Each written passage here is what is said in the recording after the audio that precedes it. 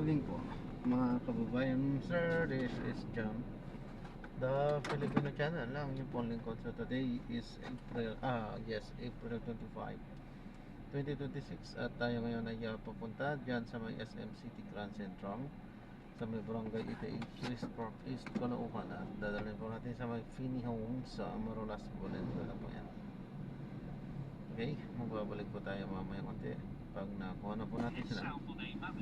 Disclaimer lamang po, pag-take po natin at hindi ang passenger. Kaya nga naman sakali man po namin marinig kayo mga pangalan ng lugar, pangalan ng tao, pangalan ng organizations, government of private man yan, ay wala pong kinalaman ang channel na ito at wala pong pinapakontrolan. Lahat po ng pinag-uusapan dito ay pawang dito lamang po yan sa loob at wala pong pinapatungkulan sa labas. Balik po tayo mamaya natin pag nakuha na po natin sila.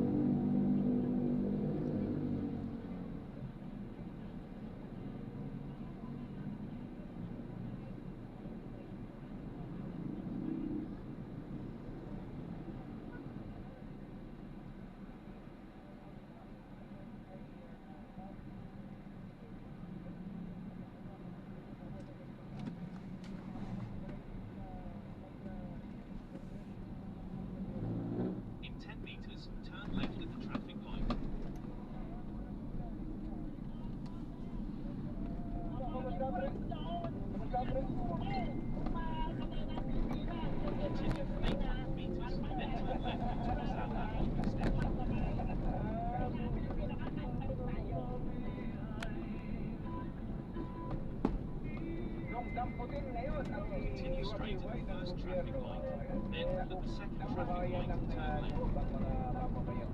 Anong tawag? Government, roll back. At ngayon, sabi ng gobyerno, hindi na kayo pwedeng magtaas ng lalong gratis. Hindi naman kayo pwedeng magbaba ng kakaunti lang. Ayan. Kailangan talaga ang gobyerno ay laging nararamdaman ng ating mga mamamayan. At pag ginawa ng gobyerno ang kanyang tungkulin, ang tiwala ng mga mamamayan ay magbabalik sa pamahalaan.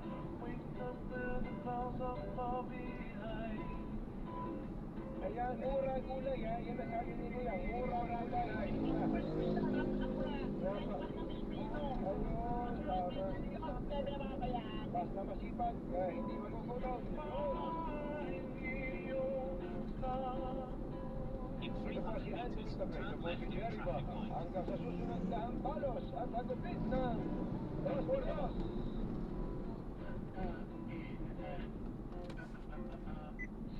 Pero hindi ko siya nakikita ever.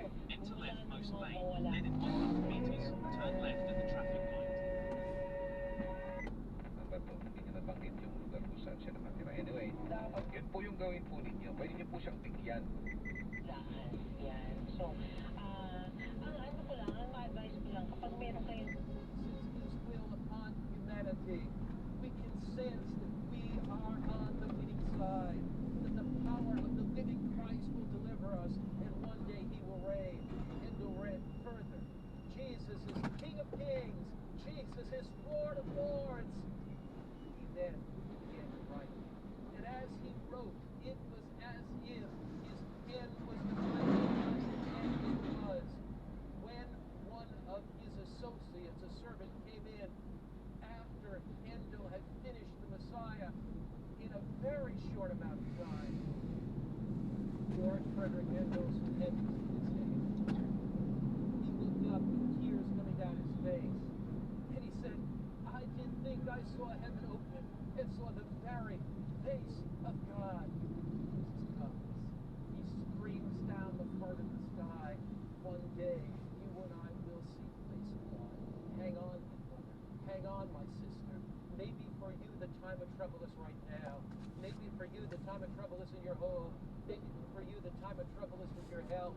Maybe for you the time of trouble is with your finances. But you're going through some time of trouble right now.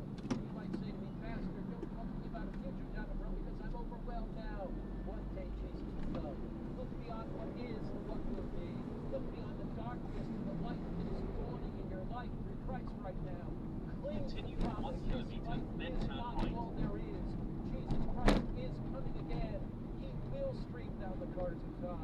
He is our blessed hope. Listen, as Charles Continue straight at this sings traffic light. a song about the return of Jesus. The Savior can't be far away. The signs of the times all indicate that.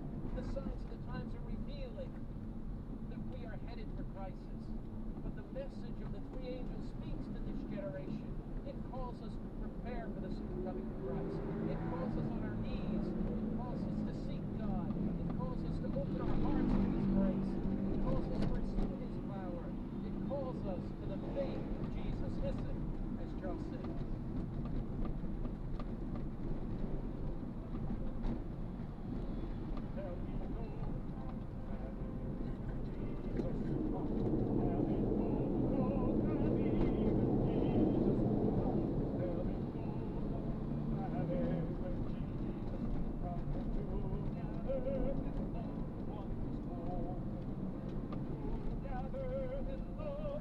Continue straight at the first traffic light.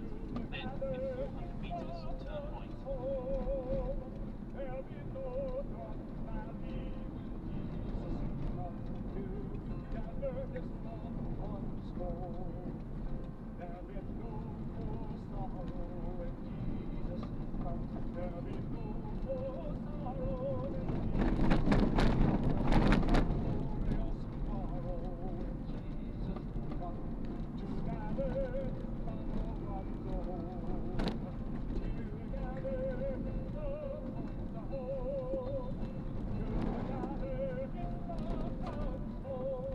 200 meters,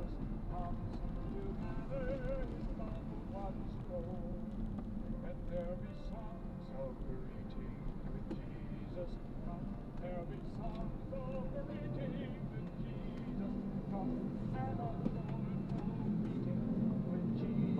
Entrance pa na natin.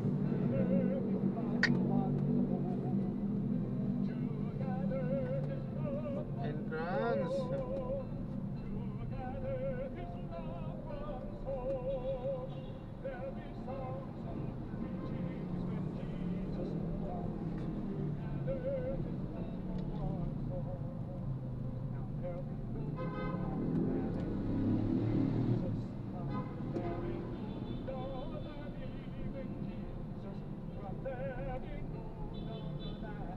In 100 meters, turn right.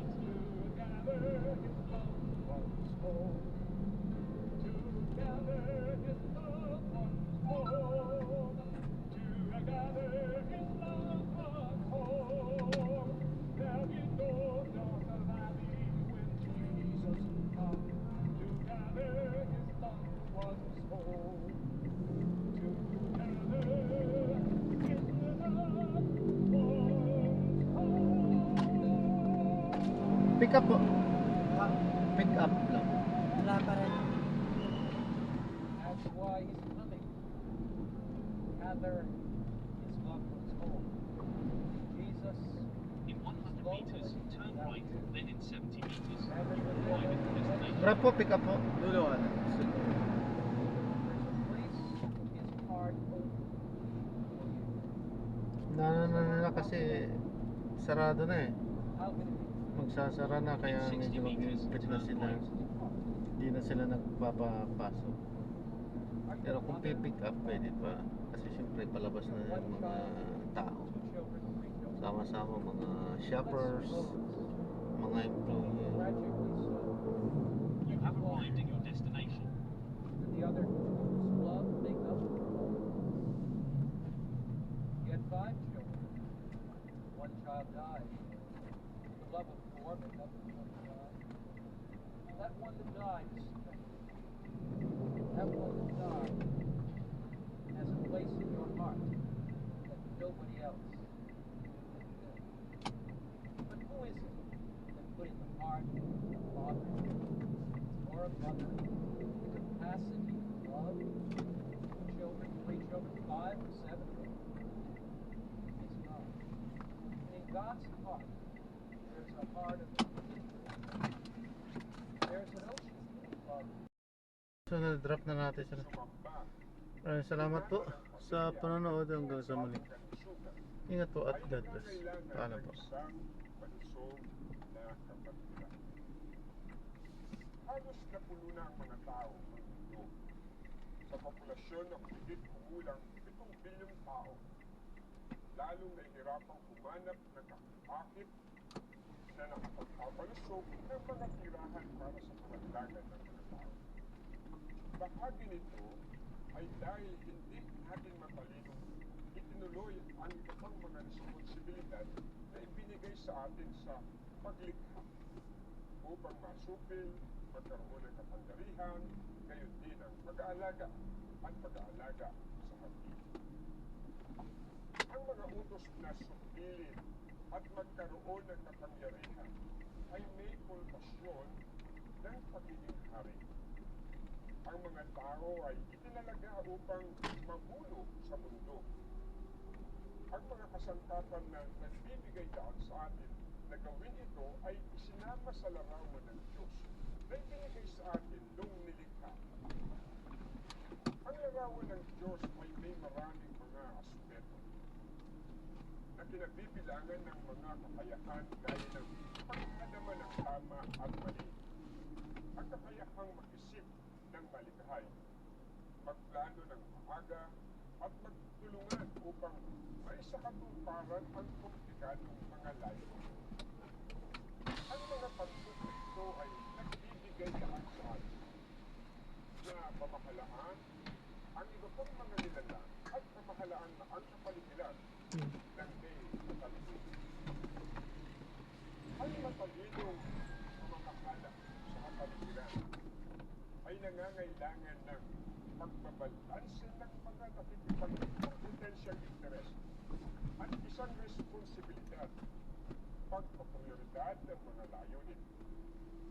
Bilang mabuting pinuno, dapat nating saalang-alang ang mga pangangailangan ng lahat ng partido na gumagamit ng kapaligiran, kabilang ang iba pang mga nabubuhay na organismo.